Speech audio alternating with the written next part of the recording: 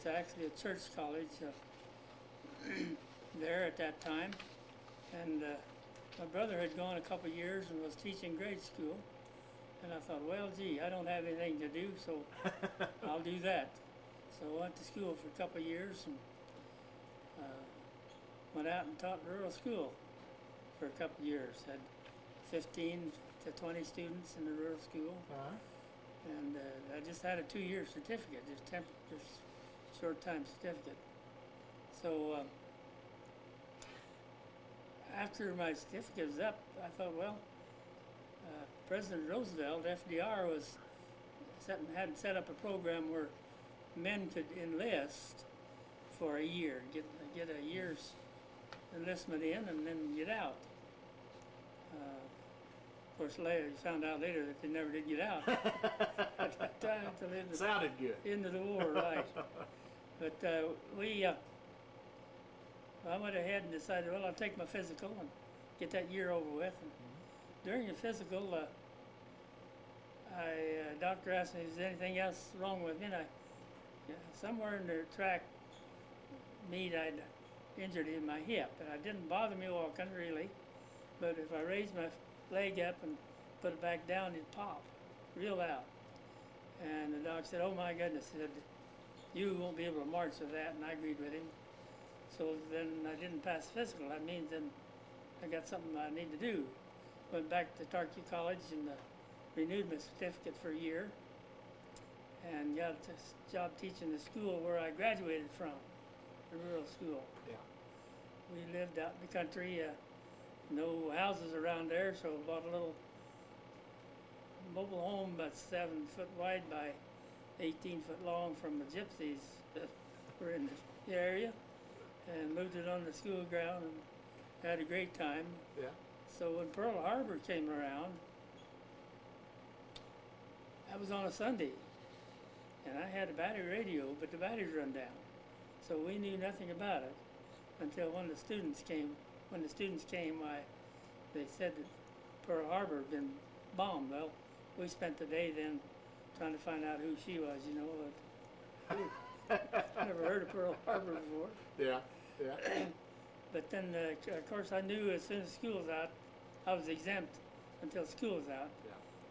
Talked to the draft board, and I told them I'd like to volunteer because I want to pick the area that I would rather be in. Okay. So it wasn't too long after school was out, there's a big fat letter in the mailbox. And they hadn't informed me, and I didn't want to pick up the letter. I just threw it back in the box and shut the lid, and we went to Kansas City, and I joined up with the Army Air Force. And that found out that they had a new program for farm boys. They get 2 weeks before they had to join up because it's in the spring, right after school's out. And you go home and your dad put in the crops or whatever you need to do. So I got 2 weeks before I went in. So went then to St. Joe. No, we went to East St. Louis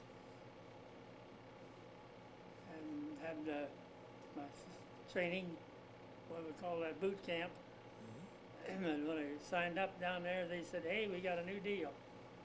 Farm boys get 2 weeks off to go help put in the crops. So I went back and I started cultivating corn, and it was up. So by the middle of June, I had to go back down, and I was wanting to get into mechanics. I liked mechanical work, and I liked the airplanes. So we took the mechanical test, and I had no problem with it. Sergeant, I think, said the one that really made him decide I'd be eligible was when he asked the question, what is the piece of metal that connects the piston to the crankshaft, connecting rod, you know. Well, all farm boys know those things. He was quite impressed, so I got in there 6 months, aircraft mechanics. Went through the basic training and was shipped down to New Orleans in a replacement depot. Well, what happened down there, I found out the first morning. I was being a farm boy, and the sun came up. I couldn't sleep any longer, so I rolled out. Hadn't much more got out of the tent, and here come a sergeant from the mess hall. He said, I want you, you, and you. We need you over there to scrub pans, you know.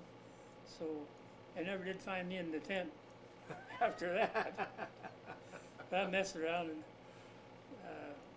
went over to the hangars to look at the airplanes and got acquainted with some of the people over there. And one of the fellows said that they're starting an advanced engine mechanic school. Hey, what better deal can I get into? So I said, well, boy, I'd sure like to join that. I told him that I was just finished basics. He said, no, you're not eligible. It's for those men who have been out in the field with the airplanes, and it's a refresher course for them. But he said, you know, we're having trouble getting a teacher. I said, well, I'm a teacher. Oh, you are? I said, yeah, I taught 3 years. He didn't ask why. Okay, and I don't know to this day how I got that job. Here's this little old kid in there teaching those guys that have been out in the field about airplanes, advanced engine mechanics. But I was smart enough to know that they had to use a tech manual. And I'd used tech manuals in school and knew how to use them. And so this is what I emphasized. I said, now, if you have a question, first place you go is to that tech manual, not coming to me. I didn't admit that I didn't know anything, but they probably knew that already. Because when you get out in the field, who are you going to go to? Yeah. You got to go to tech manual. So I made it through that 6 months pretty good. Meanwhile, around the base down in New Orleans, I noticed that the officers were, they could leave the base, you know, and come and go when they wanted to. Well, I say, if you can't beat them, you might as well join them. So I applied for officer candidate school, and somehow I faked them into that, made the officer candidate school, but it wasn't for aircraft mechanics. That's what I wanted for mechanics, is for administration. But you know, you take what you can get sometimes. Yeah. So I was down at Miami Beach, Florida, for they had instead of 90-day wonders, they called them the 120-day wonders. The old timers know what I'm talking about there. So when I got back, well, I had meanwhile come back to Missouri on leave and taken their mobile home down to New Orleans and brought my wife down, and she was down there with me. So when I got my notice to ship out after I got my commission, I took her back home, and they shipped 3 of us officers, new 2nd Louis, to Walla Walla, Washington. Now, there ain't much further northwest distance, and I came from Miami Beach, Florida. Yeah. But meanwhile, they let me have a week, I've forgotten what they call it, home leave on the way across there. I'd go home and went home and saw my wife. Meanwhile, we'd had a boy, a baby. I got out to Walla Walla, Washington, and reported for duty, and the guy said that he had no idea why he sent us out there. He can use it, so here we come back. So I ended up finally at Sioux City, Iowa, in a replacement depot as a supply officer. And I didn't know, it looked like going to be there quite a while, you know, getting the unit organized. And so I came down and got the wife again and rented the house and had it all fixed up pretty good there. How's our time doing? You're doing all fine. right. Yeah, you're doing fine. So I got word that we were shipping out. Well, they gave me a few days to take her home. And that was one of the saddest part of the whole event, I think, is in the service. Yeah. And I was shipped out to Virginia. Can't think of the name of the embarkation point, but we were there for a couple of weeks, and had crew of men loading the ships, you know, with all kinds of ammunition. And then we got our call to go. I had a crew of 28 men, the squadron, 28 men, and real nice guys. And we went on another ship that we hadn't been loading, and they said it was loaded with flour. I knew better than that. But they loaded those things down to where it's 8 to 10 foot from the seawater. I mean, you go out there and the water's right there. They were loaded. We loaded up our organization about in the afternoon of December the 25th, 1943. Christmas Day. Christmas Day. So that night we tried to have a party, you know. We got some broomsticks, and I had somebody had an old guitar, and we had some singing around there. But we hadn't been out, I think, about a couple of days, and I had noticed the ship seemed to be quivering and making a little extra noise. It just wasn't very quiet, you know. Yeah. And the other thing I noticed, we didn't get to go up on top very often. Now, as a commanding officer of the squadron unit, I got to take them up to exercise up on deck. We didn't work at it too hard, but we did get up some fresh air. And while I was up there, I noticed the fleet was pulling away from us. We were back here by ourselves. And got to nosing around some of the crew, the cooks and so forth, and they said, well, they're having the engine trouble. They're barely keeping it going. Well, here we are now, sitting ducks. By the time we got halfway across the Pacific at the Azores, now, you can look this up in the history where the Azores are, Portugal. That was a nest of where the Germans had U-boats. Yeah. And so we had planes flying over with to drop depth charges, and we had an aircraft carrier escorted the group past that area. Well, they escorted the group, but the carriers between us and that group, all I could see up there looked like a burned out forest. All the masts, about 5 miles up there. We were out there by ourselves, and that's where this picture here comes in pretty handy. If you can pull that little picture out in there. I had a student, not a student, but I had one of my men that was a real good artist. And darned if we didn't, no, we're not ready for the picture yet, but we had a little destroyer escort. That aircraft carrier had 4 of them, one at each corner, and it's out about 5 miles with depth charges on it. And you see barrels on that little boat. And I'll be darned, it came across from our left, and I was up on deck exercising them, and I thought, well, gee, he must be going to come over and talk to us. The radio was quiet. We couldn't have any radio. And all of a sudden, I heard the guy up on the bell tower holler, destroyer off the port bow, full reverse. Well, I realized what was happening, and I had the men hit the floor, because I knew they'd all fly off the boat when we stopped to back up. Yeah. You couldn't even tell it. But we hit that broadside. Now, is there a picture of a man out on there? Yeah. Okay. There's somebody out there, when we were raced up to look, rolling around with, holding on to a barrel that's been knocked off. Yeah. Now, those are depth charges, and if they fall off and get down the water, get down so far, pressure of the water will set them off and blow us off. And he was quite a hero as far as that goes. I had no idea who he was, and that boat just floated on its own. The smoke was kind of coming up out of a stairway up in front, and we sat a little while and took off, but we didn't go with the rest of the fleet. We stopped at North Africa in Oran. Now, I really didn't know why until later. Found out that our boat was damaged so much, we'd taken so much water that our pumps weren't hardly taking care of it. And we're getting a little water, more water than we could handle.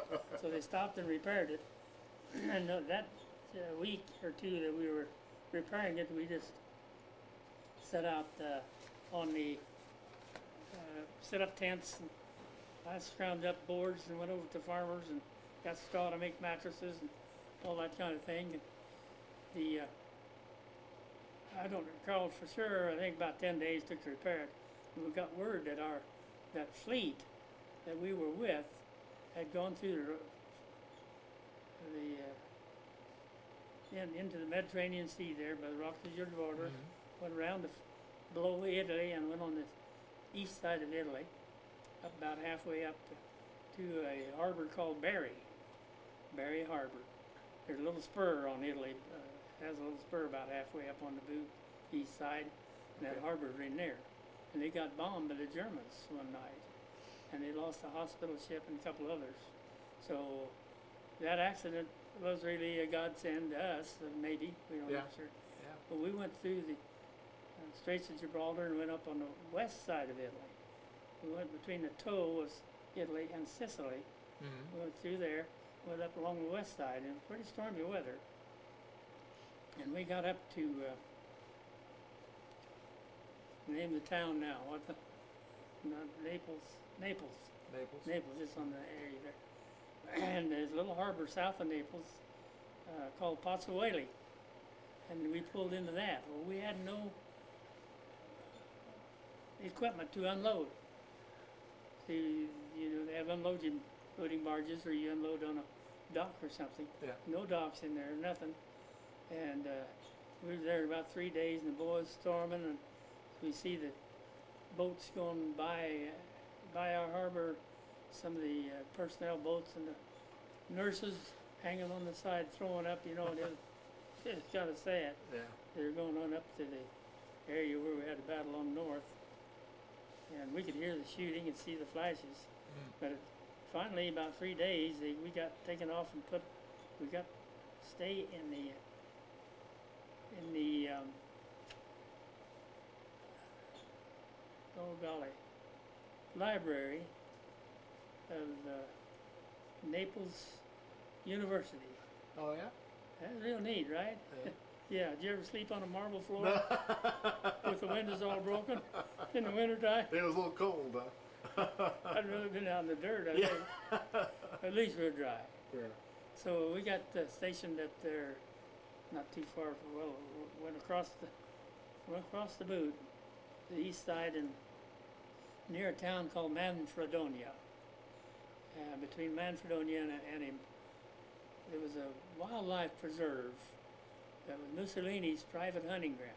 Oh, yeah. And we were stationed right near that. Sitting there waiting to be assigned. And, you know, if 12 guys in a tent and cold and wet and nothing going on. And I thought, well, this is crazy. We ought to be doing something. Yeah. War's going on out there. People getting shot at and getting killed. And so I got nosing around, found out where the aircraft maintenance officer's office was. I thought, well, I'll go talk to him because I wanted to be in aircraft maintenance. I didn't want to be administrative. And he said, well, where you been? He said, we've been needing maintenance officers so bad. He said, what kind of airplane you want to work on? I said, well, it's what you got. He said, well, we got the fighters, or you can have the B-17s, bombers. I said, well, I prefer the B-17s. I'm familiar with the Pratt & Whitney engine that's in that airplane, and I thought to myself, of course, besides the bombers are further back behind the line. That's probably good thinking. Well, it wasn't necessarily a decision, but it went through my mind at the time. And he said, oh, got just the place for you. Little old guy out there just working himself to death. Oh, Claude Coffey, C.C. Coffey is his name. Said he needs an assistant, somebody to help him. So I got out there, and my main job with Coffey was to wake him up in the morning and drag him out to the Jeep and get him up there and push him up in the airplane and hook him up to an oxygen tank. He was an alcoholic. He's sharp. He's a nice guy. They just didn't. But once he got oxygen, got woken up, awake, why, he did fine, you know. Yeah. But he'd been over there quite a little while before I got there, of course. And then he transferred back to the States. He'd been over there 2 years, I think. And I took over as aircraft engineering officer. And I had been assistant, and I found that in that cold, wet weather, these kids really go through a lot of, not like being in a foxhole or anything, but out there with metal working tools, you know, and trying to get those airplanes fixed. It's dark and cold and rainy, and so the officers got a whiskey ration, which I didn't think was fair. I didn't like this stuff, Yeah. and I traded it off once in a while. But when I got my first assignment, of course, I was assigned to all the dirty officer jobs, you know, maintenance. Not maintenance, but I was supply officer and mess officer, transportation officer, had all those Yeah. dirty little jobs to take care of. So I could get to the mess. Went down mess hall and I had one of the guys make me up some sandwiches. I took my whiskey up there at night when they were working overnight. And this was during the Berlin Bulge. Bulge is a Battle of the Bulls. Battle of the Bulge. Yeah. Because they wanted all planes off the base, all of them. And we did that one time. But that's pretty hard to do, you know. Yeah, keep Get them them all going. running. Yeah. But the problem was, we were sitting down there a lot because it's so foggy and rainy. They couldn't go. They couldn't get off. And that was part of the problem with the Bulge here. They didn't have much aircraft Yeah. support. Yeah. But we did to get them off. But what I was going to tell us a little story about the enlisted men, just as well as assistant. Boy, they really liked that whiskey. And I had a little shot guys. And I had told them, I said, anybody finds this out, I'm gone, you know. It's not the thing to do. I didn't get anybody drunk. Yeah. They just like this stuff. And Might have warmed them up a little bit. That's yeah, I probably think more that than was it. Yeah, they had a sandwich, you know, and pepped them up a little bit. And they knew somebody was concerned about them. That was another thing. Yeah. So often that they didn't get any credit or anything. Yeah. But those guys would do anything for me. Then when I took over as engineering officer, why, it was real nice. A lot of things I didn't know. You know, you can't know it all. Sure. We had this aircraft maintenance squadron was a squadron in itself, and we had 3 bomb groups we attached to, and I don't remember them all. One of them was the 97th Bomb Group, and the bomb group had about 5 or 7. I'm not sure. B-17s attached. So we took care of 3 bomb groups, and we had an area out there where we had our shops scattered around. We had sheet metal, paint, electrical, battery, you name it. We had all those kinds of shops out there, and then behind our shops we had what we call a boneyard. Planes we couldn't fix, we dragged back there and pull pieces off of them. Excuse me. Kind of like a junkyard then. Junkyard, yeah. We get wings and different parts that they needed. During my time as mess officer and all those kind, I was also a reclamation officer, supposed to help reclaim. And we had a plane go down up in the Umbra Forest, Mussolini's private hunting ground. And we weren't allowed up there, and yet we could get permission or something like that. So I took loaded my men up there to find we found out that the aircraft was a brand new one, and the pilot and co-pilot had just taken it out to check it out before they got ready to go on a mission. And they was kind of horsing around, and so they buzzed the beach. There were some civilians or fishing boats and so forth. And they came around and came up a valley. Well, that's nice, you know. But this is in the evening, about 4 or 5 o'clock. And they came around the valley, kind of made a curve, and they came around, and all of a sudden, there was a big cliff right in front of them. Well, they didn't have too heavy a load, and they could climb pretty good. And they climbed up, and they landed right on top of that cliff with the tail hanging over. Well, I was supposed to go up there and salvage all we could out of that airplane. But I don't know what they did with those 2 guys. They just messing around and got in that kind of trouble. But during the basic part of the war, we were far enough back. Finally, we couldn't hear them fighting at the Bulge. It was too far south in Italy there for that. But we did get those planes out there. I think probably did a pretty good job helping them out whenever we could get them over there. So they flew out of Italy all the way into Belgium and where the bulge was, and then back. Back. Yeah. They had to make it back. I have pictures that I got from the squadrons, and took some myself of airplanes that we worked on and came in. There's one, for example, came in and had one hole in it. It'd come up through underneath the nose and come up through and killed the co-pilot. Went through his helmet, one hole. And we had another one come in, and it had almost 3,000 holes in it. Just out to where the flak would hit and make holes in the skin, but wouldn't do that much damage. And it was just a mess. And so we patched it up. And meanwhile, got to noticing that some of the planes weren't coming back, and I'd go down to the bomb squadrons and see what they had as far as pictures and so forth of the flights. And you keep seeing pictures of wings blowing off, like a flak blew off a wing.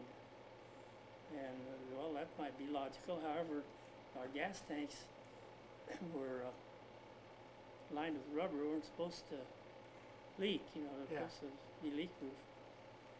So what we finally did, well, another thing that got me thinking about it, that plane that we fixed up, the general took over. We didn't use it for a fighting plane. And wherever he needed to go, for example, down to North Africa, and get a load of whiskey and come back, whatever they did with it. But he went to land down in North Africa as he was landing, and when the wing blew up. So I got to thinking, it didn't blow off. It just blew up like a tin can. Why didn't it blow off like they did north? Well, there's a difference in air pressure. They were at sea level, and these others are up 45,000 feet or whatever it was they're flying. Then got the sergeant at the shop, and I said, let's go do some experimenting.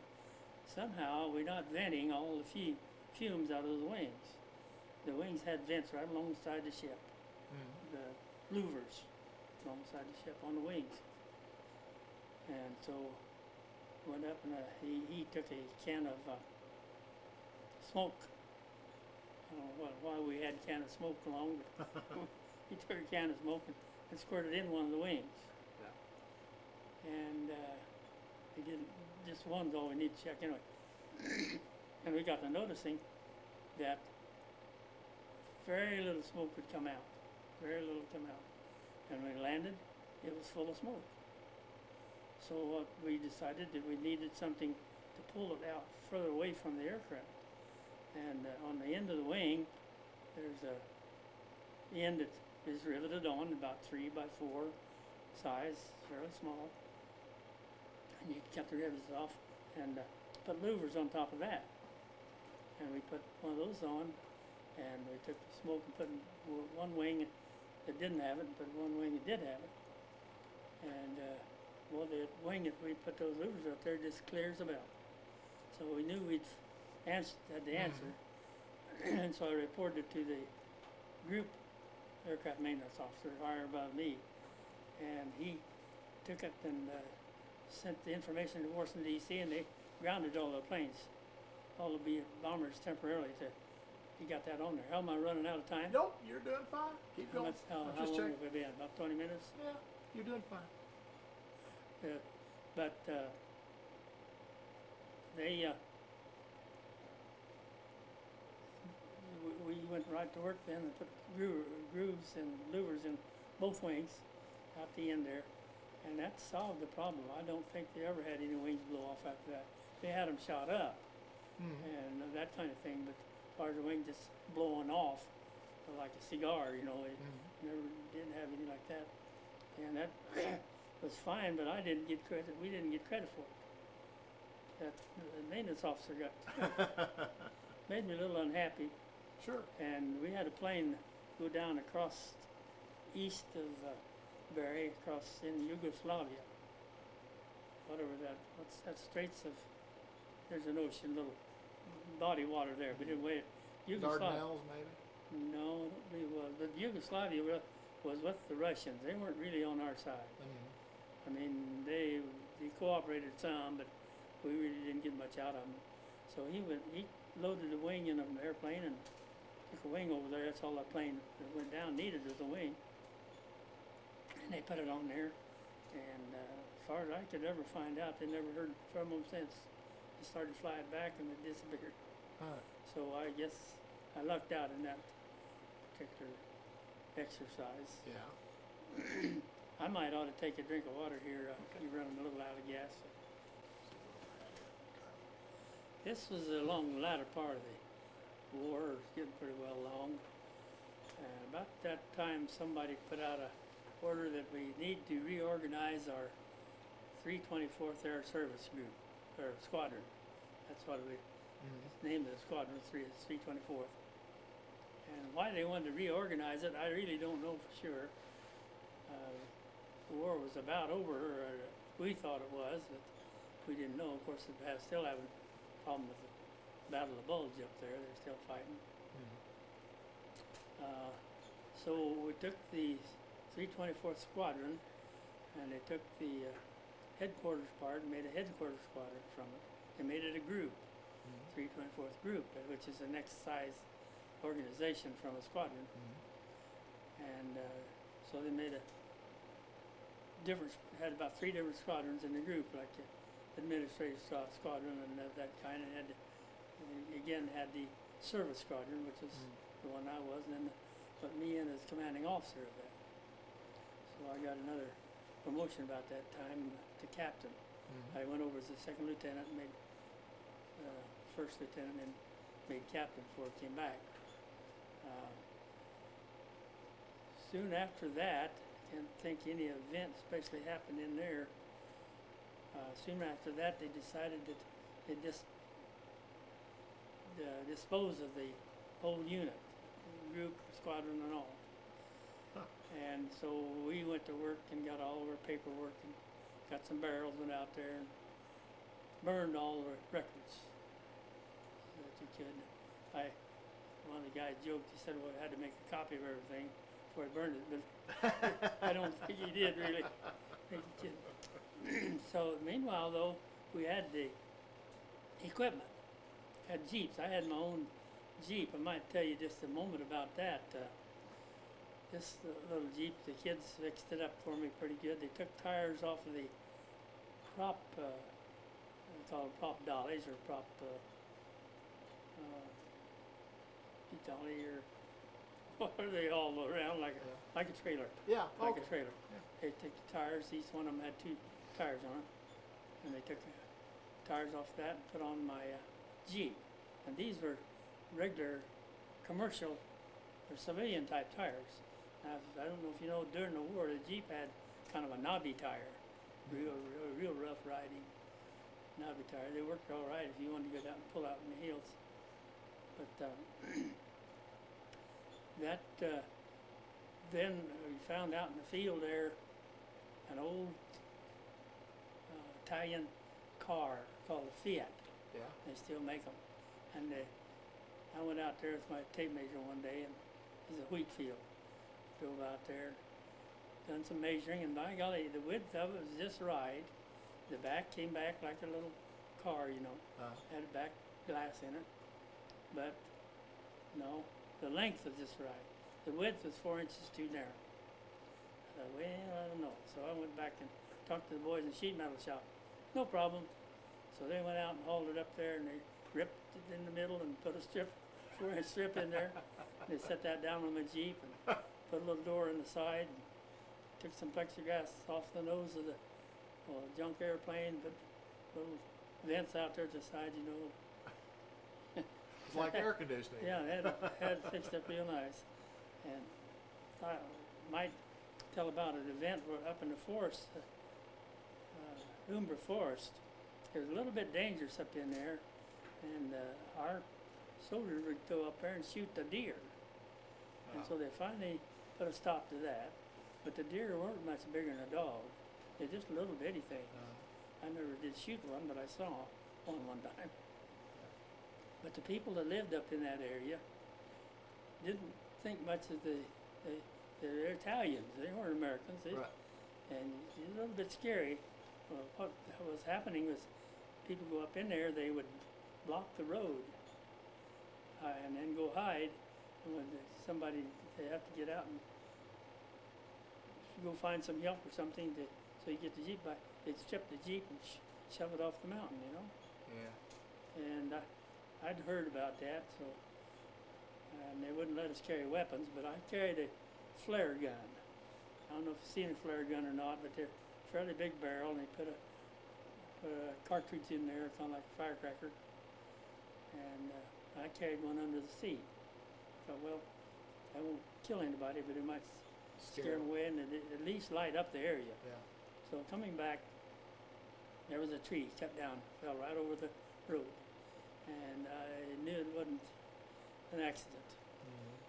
So I didn't even slow down. I reached under and got that pistol, shot the flare gun up, and it was just in the evening, starting to turn dark a little bit. Yeah. And went up around where they cut the tree and came back on the road and tore off, went down. I was still shaking, kind of nervous, and went to leave. They had a guard at the entrance to this hunting area. They had a little guard shack, and he stepped out, stopped me, I suspect. And the reason he stopped me, I figured later. Now he didn't. He could tell Jeeps and things, but this vehicle I had didn't look like a Yeah. Jeep, you know. Yeah. And so that's probably the reason he stopped it. Yeah. And boy, it scared me. I didn't know what he was going to do. And I'd reached under there and got my flare gun and had loaded it again and kind of held it there under the door in case of emergency. And then when I found out he made a mistake and he apologized, it's interesting that fear immediately turns to anger, or vice versa. Yeah. You know. Yeah, that's probably right. I mean, they're related. They're Yeah. close. And I felt like I was going to shoot him, but I decided not to. Uh-oh. Come on in. You can add to the stories. You mean the hour's up? Oh, it's getting close. Who's she bring with her? Everything. He's gonna give his next. Oh, he's next. I better Yeah. wind it up. Well, you're doing good. But I restrained. So we go back to where we disbanded the unit. Okay. And I got to keep the Jeep until it got recalled to come home. Yeah. So that worked out real good in that They didn't respect. let you bring it home. No, they didn't. And I wasn't too sure what they did with them. I heard in one place down to Japan that they just shoved them off into the water. Oh yeah. They didn't want to sell them and ruin the people market. Mm-hmm. And they did the same thing to clothing. They ruined it so that it couldn't be resold. And that was a shame because it could have been used. Mm-hmm. And I don't think it would affect anybody's market. Yeah. Yeah, that's probably true. We waited a while to come back, and we filled up the boat on the north shore of Africa. Mm-hmm. There in the Mediterranean, and they stopped in there and they loaded the thing with iron ore for ballast. Instead of flour, the iron ore this time. They needed the ballast because it didn't, load too high. And weather going home was about 19 days. Was the worst. It was in the fall of 40. 46. 45. Fall of 45. Fall of 45. And he hit road rough. And I was lucky being an officer, had a little better bed than going Yeah. over the first time. I had a top bunk, kind of like a bed, and it had a vent right above where air came in. And that kind of what saved me. I'd get up in time to run to the mess hall and grab an orange or something, and I went back and crawl in bed and eat it. I couldn't stand the way the boat was rocking just and so rolling. rough, yeah. It's too rough for me. But we made it home. Got our discharge, and that's when they we're paying for you to go to school, paying for your schooling. So I went to University of Missouri and got my degree to teach vocational agriculture, FFA. And came back to Northwest Missouri, a town called Hopkins, and started a new department there, FFA. And then after 4 years, I went over to another reorganized. They just reorganized the schools, unified them, and started another department there. And I liked it real well, but I could see some of the old-time teachers were having a little trouble. The discipline, you know. So it disturbed me because the students didn't appreciate the knowledge that they had. Yeah. So we decided to go on to Iowa State. I got my master's at Iowa State, and then got the job at Kansas State. Yeah. Meanwhile, during that time, I was keeping up the reserve program, working with them.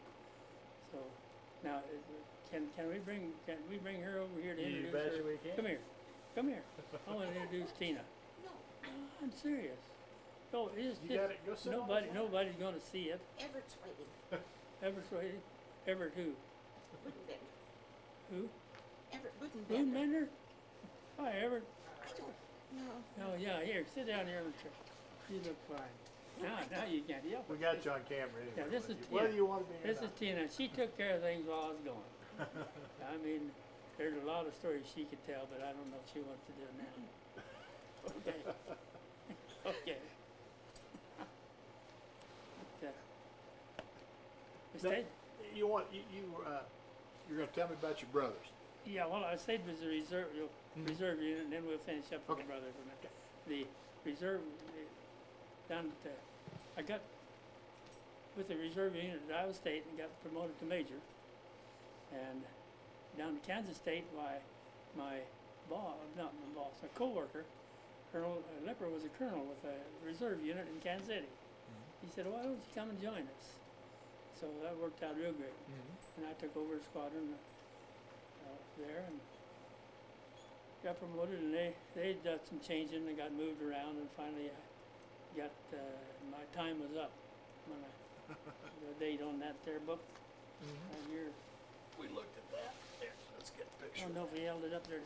So we haven't put it to the camera. It's a pretty nice looking thing that they gave me when I retired, and they put the orders in there and put the certificate in there.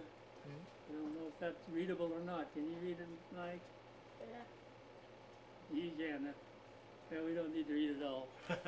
We did get during the Berlin crisis when I was recalled, after it's over, we did get a certificate or a plaque from President Kennedy with his own signature on it. And I've got it someplace, but I didn't bring it to show.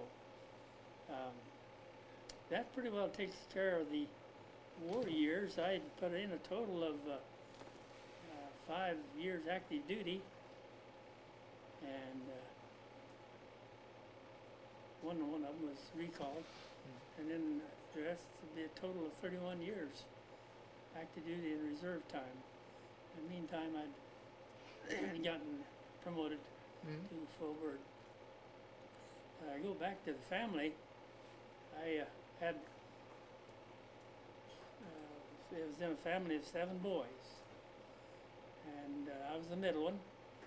And out of the 7 boys, my oldest one during the war, when the war started, was farming, so they didn't have to go to the war. But the rest of us was teaching or not old enough to do much yet. And so by the time the war was pretty well finished, there was 6 of us out of the 7 were in the service. And the good Lord was with us. We all got home safe. There wasn't any others in the Air Force.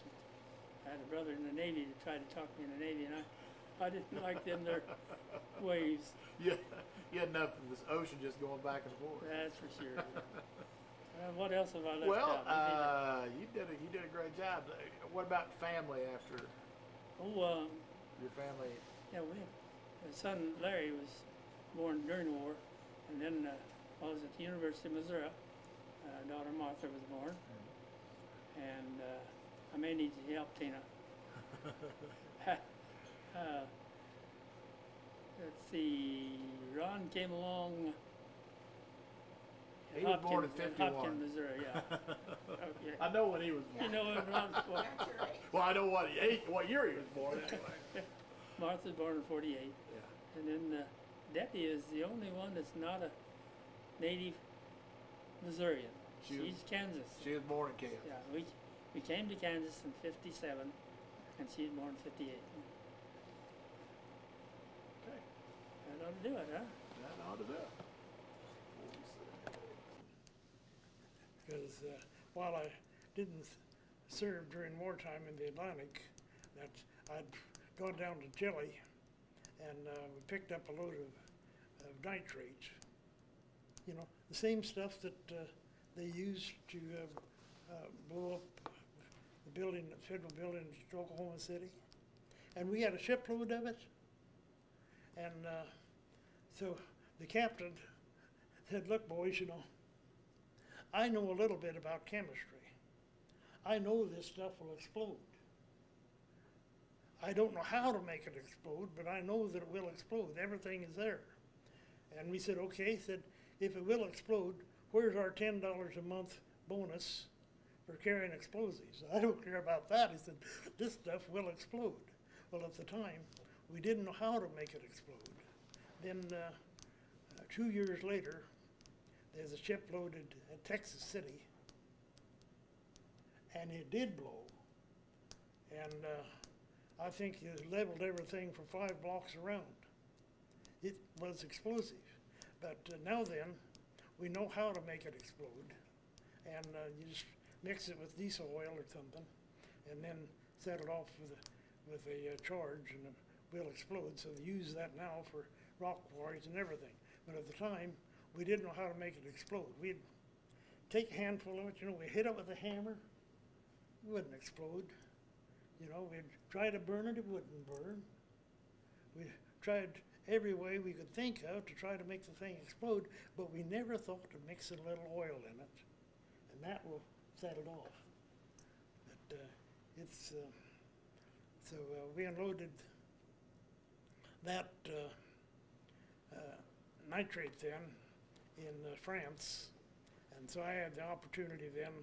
I have ridden the train, express train. She'd do 90 miles an hour from Le Havre to Paris, and I could see the war-torn fields and stuff to the side on the.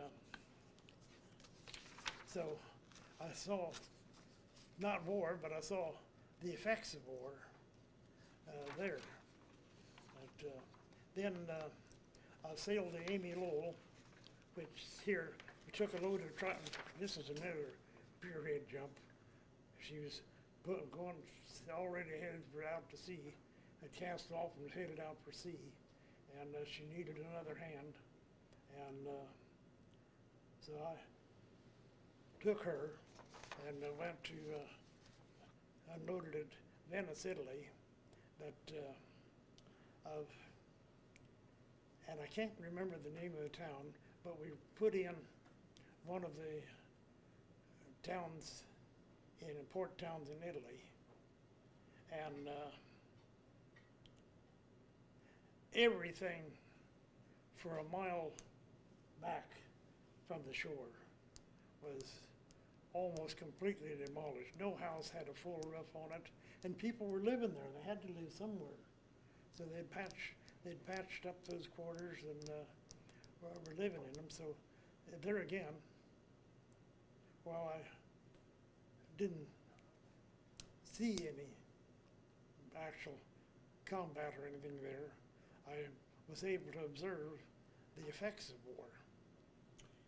Mr. Maskell, as a merchant seaman, sounds like you would make a trip, round trip with a ship. When you get back into shore, then you voluntarily signed on to another ship, or were you?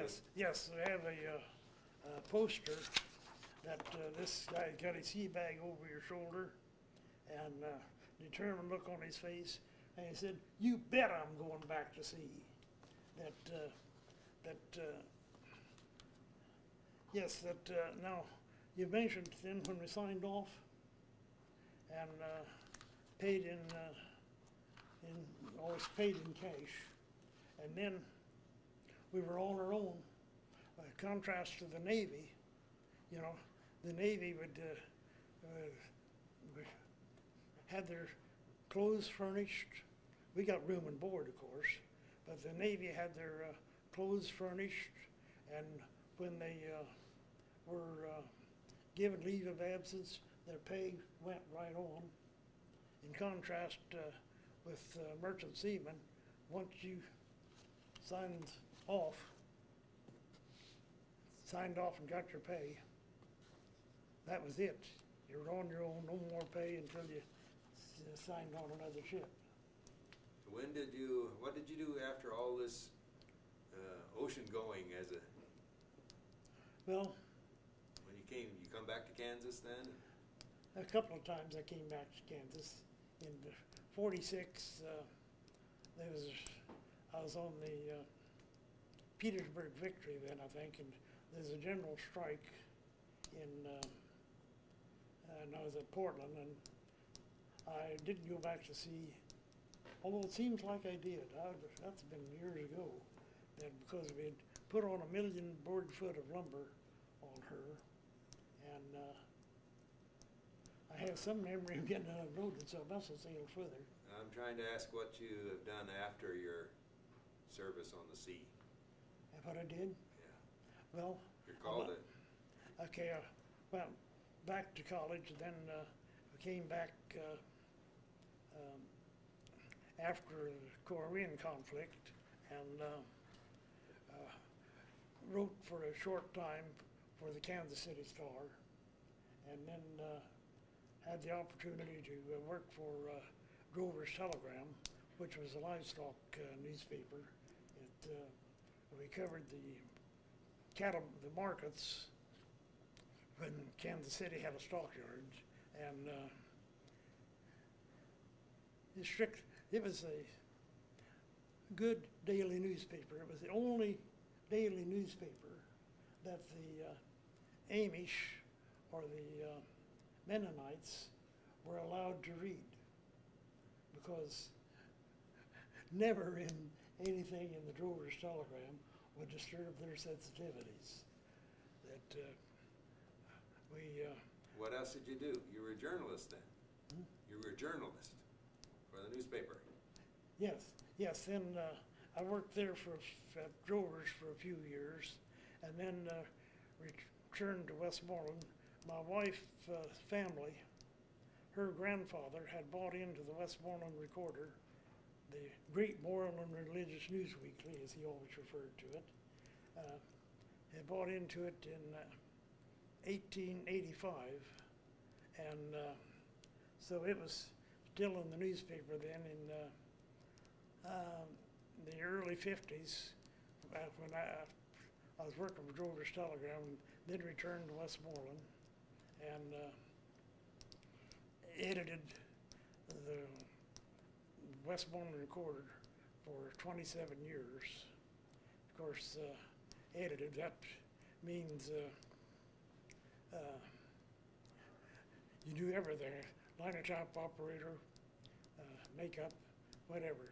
That then we had 2 children, Craig and Debbie, that actually, you know, the weekly newspaper editor is more or less the obituary editor.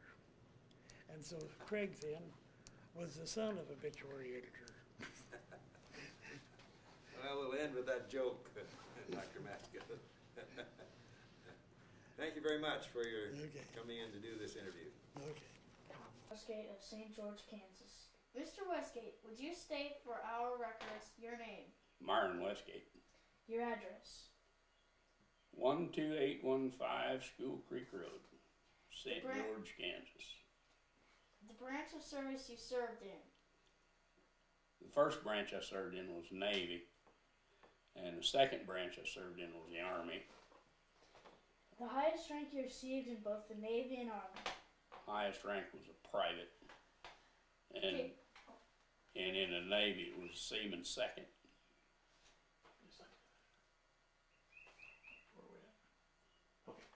dates of military service? I can't answer that. Let me see. Did you write that down? Yeah, it's on there. We It's figured on it. here? Yeah. Oh no, No, it isn't. it's on here. You got it over there. In the Army from 1944 to 40, or in the Navy, excuse me, from 1944 to 46. In the Army, 1950 to 51. Where did you serve? Most of the time in North Island Air Base. In the Navy and in the Army, I never got out of Fort Riley, Kansas. We're gonna skip that next one. Go to. My name is Joseph Michael Wilson. And my name is Samuel Wilson. We will be the interviewers today. Mr. Westgate, what were you doing before you entered the Navy? Let's see. Before I went in the Navy, I was driving truck, I'm pretty sure, for Polar Mercantile in Lawrence, Kansas. Were you drafted or did you enlist? Drafted. Where did you do your training? In San Diego, at Camp Decatur in San Diego, California, in the Navy. And I didn't have to do any training, but I took a 2 weeks refresher course in the Army. What did you do in the war and where did you serve? In World War II, I served most of my time, like I said before, at North Island Air Base, San Diego, and I was a cook. And I made a mistake and almost got good enough to be an officer's cook. So You're gonna tell us that story, aren't you? huh? You're gonna tell us that story. He's laughing. There's got to be a story here. Well, I think they just shorthanded Joe.